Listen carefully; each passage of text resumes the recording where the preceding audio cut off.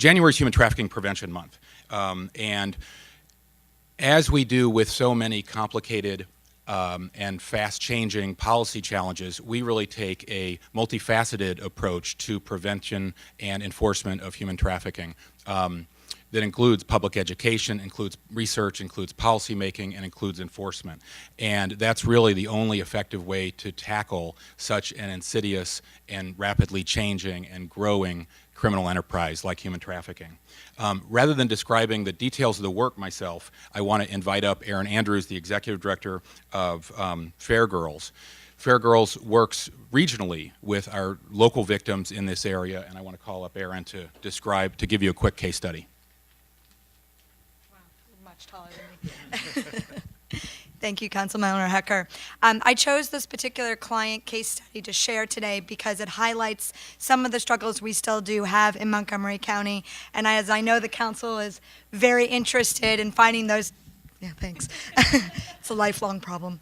Those target areas of problems that the Vice Unit's working with the Prevention Committee on. I wanted to highlight that in this case, recent case study of a client that came to us in the last few months from Montgomery County. Noelle, and again I'm using a euphemism for her real name, is a 24-year-old survivor of sex trafficking who was trafficked at the age of 17 right out of the foster care system in New York City. She was brought to Maryland and Washington, D.C. As a child, she had experienced tremendous instability and trauma as her mother was trafficked by her father, and she watched firsthand the exploitation and abuse. She thought she was smarter than that. She thought she would escape that life for herself. And she fell in love with a man who told her that he would take care of her. And then he brought her to D.C. and Maryland and sold her. Her trafficker posted ads on the internet and forced her to meet with the men that he sold her to in the local hotels right here in Montgomery County, including a problematic hotel we are all aware of, the Silver Springs Days Inn, and others. The prosecutor investigating her trafficker in New York City is actually the person who referred Noelle to Fair Girls, which is great. It means that our community is working together across state lines along the I-95 corridor to work together. When she first came to Fair Girls, she reported to her case manager that she was exhausted, that her whole body ached from the abuse that she had suffered, and that she hadn't slept in days because her trafficker would make her get up at midnight every night, service all of the clients that had hired to buy her for that night, and often wasn't allowed to sleep until she was done, sometimes for days. Fair Girls provided her with crisis intervention, counseling, and intensive case management. We worked with her closely to obtain the identification documents that her trafficker had stolen from her to exert power and control. She is now stabilized. She is in semi-permanent housing. She is working with the authorities in various jurisdictions to hold her trafficker accountable, which is a very challenging thing to do for a survivor this close to their trafficking situation. She's accessing, most importantly, she's accessing mental health treatment that she desperately needs to process the trauma that she has suffered. And now she's starting to talk about the future. She started talking about how she dreams to being a nutritionist. She's actually an amazing cook. When she was in the Vietnam, she cooked for all of the clients there. And she has started to begin to dream for a life beyond her trafficking. Thank you for letting me share Noelle's story here today. I think it's exemplary of the work that has been done so well here in Montgomery County, but the work we still have left to do. Thank you. Erin, thank you. Thank you so much for that story. And for all the work that Fair Girls does. We really couldn't make any progress in this area without the important work you're doing and all our nonprofit partners. We've passed several laws in this area to address this great problem in the last few years, and I want everybody on the council and everybody watching at home to realize, having watched this commission work so effectively over the last few years, I'm confident that we're making more progress and doing more good work to address this insidious criminal enterprise than we ever have before in Montgomery County. And that's really due to a coordinated team effort that includes council staff, it includes our nonprofit partners, it includes our police vice unit, and includes the Office of State's Attorney in particular. So I want to thank in absentia State's Attorney John McCarthy, the Office of State's Attorney Special Victims Division Chief, Debbie Feinstein, who's put countless hours into this, and Police Sergeant Dave Papalia of our Vice Unit as well, for all the hours that they've put into addressing this great problem. This team has produced record numbers of arrests and prosecutions of traffickers and sex buyers just in the last few years. And we remain committed to sending a very strong signal to traffickers all over the country that while we can't stop a global criminal enterprise just as Montgomery County, that we're a hostile environment for them, and they should not come here, and if they do, they will be arrested and they will be prosecuted. This year, on a happy note, we want to especially recognize a big partner in our fight against human trafficking on the victim services side, and that's Adventist Healthcare Shady Grove Medical Center, and the leader of their forensic medical unit, Jessica Voles, is here as well. I want everybody to know Montgomery County, like most of our region, has a real shortage of quality housing options for victims of trafficking. And for many years, Shady Grove's Forensic Medical Unit has been very quietly helping to fill this void in our network by providing victims of trafficking days and nights of safe, secure emergency housing in available beds at the hospital. And victims often have nowhere safe to go when they first become separated from their traffickers. And our domestic violence shelters sometimes can fill that void, but often they're full, and often they don't provide the exact right services because the trauma experience is different. And so instead of quickly seeing victims for just a few hours and sending them on their way, Jessica and her whole team at Shady Grove, they really capably deal with victims' immediate health needs and trauma, and they put them into a safe and secure hospital room to rest, and then they go the next step and connect them to local survivor service groups like Fair Girls, like the Safe Center at the University of Maryland, so that those victims can make real plans for where to go after leaving the hospital to continue rebuilding their lives. This is, you can imagine, a costly endeavor for Shady Grove, one that's largely uncompensated, but one they've been quietly providing, as I said, for many years. We really count on them, and they served 20 different victims this year with no end in sight. So we're very grateful for their help, and that's why the proclamation will recognize them today. I also want to make sure to recognize my Deputy Chief of Staff, Andrea Nunez, who staffs the commission, has done fantastic work, policy making and research and support for the commission, and I'm really grateful for and I know all the commission members are really grateful for her service and leadership on this important issue as well. So it's my pleasure. Let me call up Councilmember Rice and Councilmember Katz to elaborate on this, and then we'll read the proclamation. Well, I'm just going to be very brief. I flew in from Ethiopia on Saturday night, and it's interesting because as we were visiting one of the sites in the Simeon Mountains in Ethiopia, there was a sign that was posted. And that sign that was posted talked about human trafficking and how the Ethiopian government is trying to crack down on human trafficking. And I asked one of the guides who was with us, and they told me something that resonates with the story that I just heard. Oftentimes, unfortunately, Americans, Europeans come to Ethiopia and they target young girls who look to have promise in school. And they tell their parents that they're going to bring them to the United States with the promise of enrolling them in great schools and that they'll have a great future. And they end up being the sex slave and the indentured servant of oftentimes these men.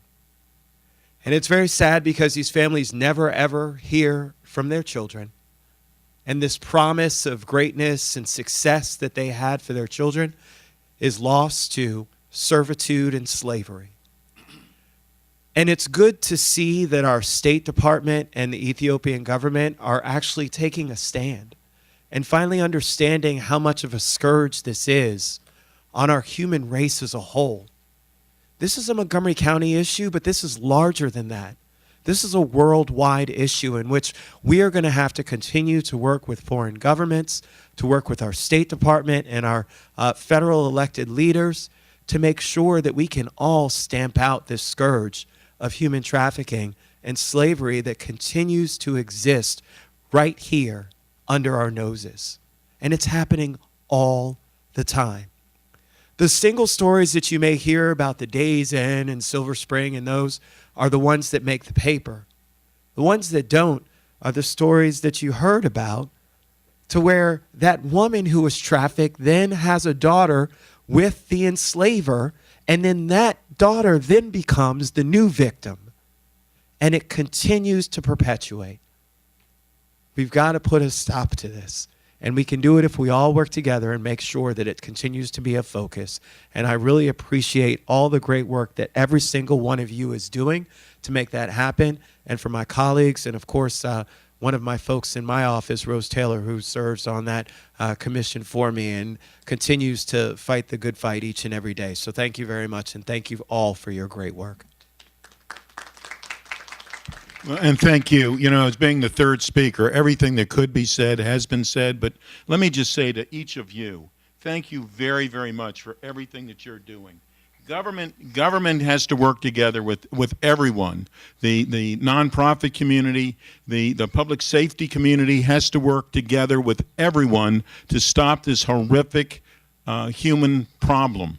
The humans have created this problem, and we need to stop this problem. By working together, we can and we will.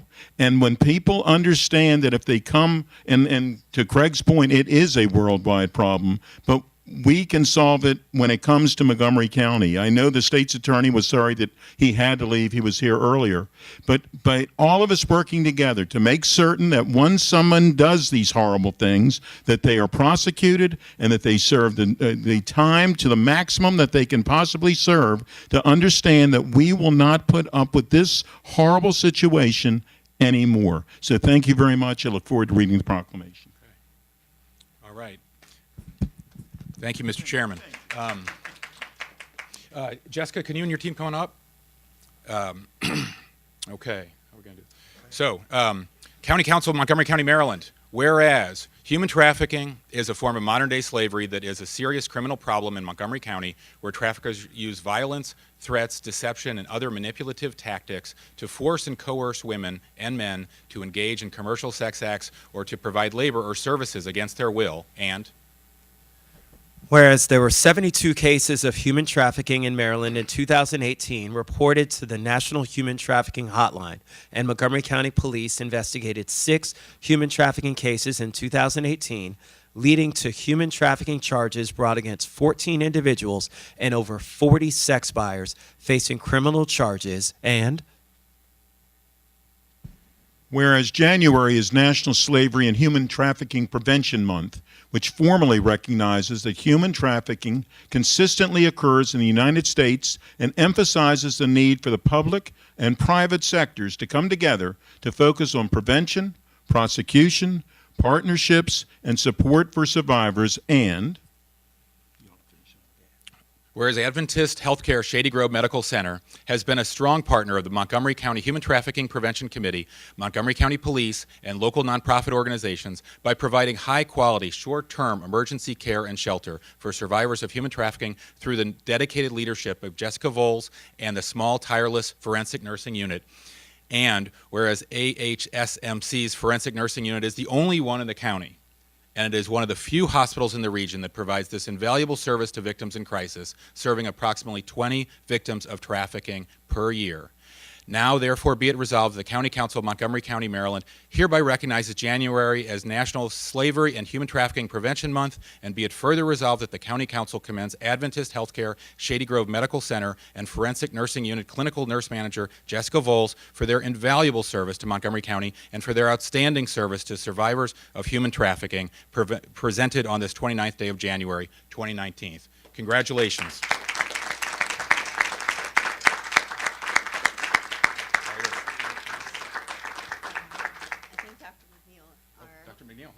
Chief Medical Officer. Thank you. So, good morning. I'm Dr. McNeil, the Chief Medical Officer of Shady Grove Medical Center. On behalf of Adventist Healthcare and Shady Grove Medical Center, I want to extend my deepest congratulations to the Forensic Medical Unit under the direction of Jessica Volz. We, at Shady Grove, we work very hard, and every member of our community is standing here in spirit cheering these ladies on. They do fierce, fearless, dedicated, strategic work on behalf of the women of victims of sex trafficking and sex violence. And as an emergency medicine physician myself, I've worked in lockstep over the many years that the work that they do, and it is astounding to watch them in action and the way that they support these victims. At Shady Grove Medical Center, we have a mission of extending God's care through a ministry of physical, mental, and spiritual healing, and there is no higher example of that than the work that our forensic medical unit does in the direction of Jessica Volz. It's particularly in the last few years, the level of innovation, organization, and spread of the work has been amazing to see, and I look forward to the next few years as we partner to go even further for the community at hand. Jess. Thank you.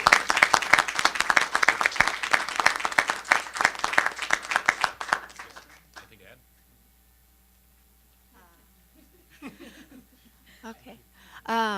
I just want to say actually thank you to Jody, who has been just wonderful in helping move victim services forward in the county for victims of trafficking. Andrea, who also is always a phone call away if there's ever a concern or a need that we have that I'm not quite sure how to address. And mostly the team that's here, because they are also a phone call away all the time, 24 hours a day, and respond in the middle of the night, work many long extra hours to make sure that everyone's taken care of.